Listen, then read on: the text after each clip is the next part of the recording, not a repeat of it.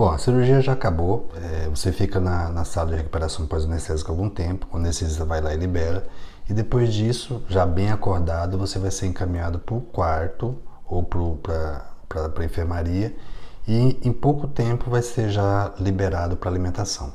Nesse momento, eu já falei várias vezes, você pode sentir um pouco de desconforto na deglutição quando for engolir, por conta da anestesia geral e um tubo. Em pouco tempo isso melhora, mesmo porque a maioria das vezes a gente usa anti-inflamatórios endovenosos no pós-operatório que diminui essa sensibilidade em pouco tempo. Não há nesse período nenhum tipo de restrição alimentar, porém alguns pacientes sentem mais conforto em determinados tipos de alimentos com consistência um pouco mais amolecida, mas então isso uma preferência de cada um. É importante lembrar que debaixo do curativo que fica na região cervical fica um dreno. E esse dreno tem o objetivo de tirar eventuais secreções ou sangramento que vai saindo. Ou seja, se você perceber que esse dreno está muito úmido, está muito descido, chama a enfermagem que eles simplesmente trocam esse curativo. O objetivo desse dreno é que você não acumule secreção dentro do pescoço, ou seja, a tireoide ocupava um espaço. A hora que tira a tireoide, esse espaço não fica vazio, os tecidos se acomodam. E antes que aconteça o acomodamento desses tecidos, pode ocorrer sangramento aí que vai ser ruim se ele ficar aí. Então o dreno tem esse objetivo. Então é normal molhar o curativo, né? Caso necessidade de troca, peça para o acompanhante, a importância do acompanhante, para poder chamar a enfermagem para poder trocar esse curativo. Agora tem uma coisa que é muito importante. Se ocorrer um abaulamento, se aumentar o volume da região cervical, mesmo que não esteja saindo nada pelo dreno, pode significar um sangramento. Isso eu não estou falando de um inchaçozinho leve que acontece no período pós-operatório. É aumentar o volume mesmo, fica aquele área realmente aumentada. Isso significa que pode significar que teve algum sangramento lá dentro e que esse sangue não saiu.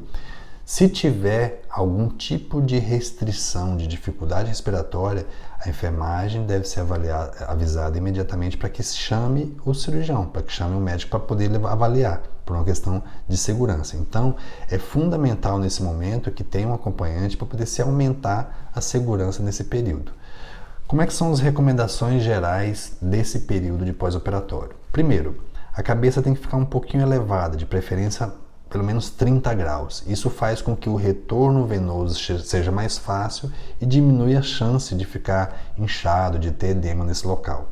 Deve-se evitar movimentos bruscos do pescoço. Lembre-se que passou por uma cirurgia, tem um corte profundo e isso leva um certo tempo para se adaptar.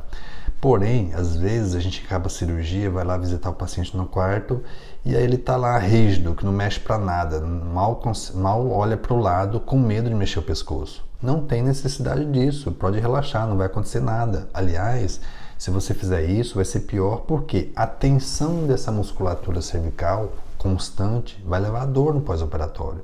Uma dor muitas vezes desnecessária que poderia ser evitada. Então, relaxa, deixa os ombros soltos, deixa a musculatura relaxada.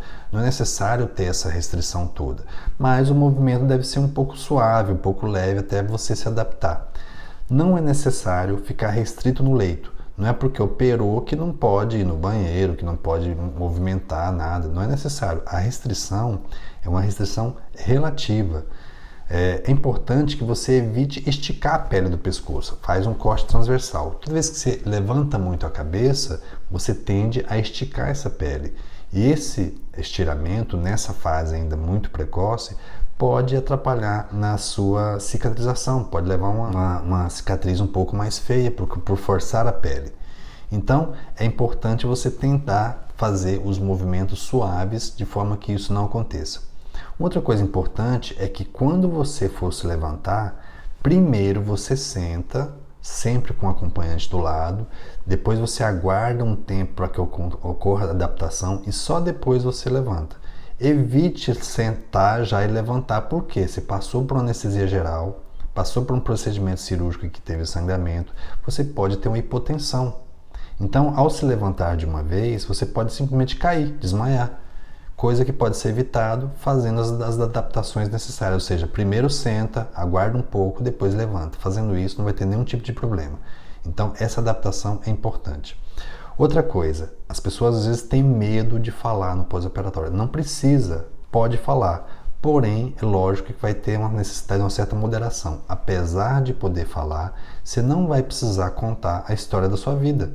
Ou seja, fala o necessário e pronto. Você vai sentir que, quando você vai falando, você vai ter um pouco mais de cansaço do que o normal. Isso é normal e esperado. Ou seja, tudo com moderação nesse período.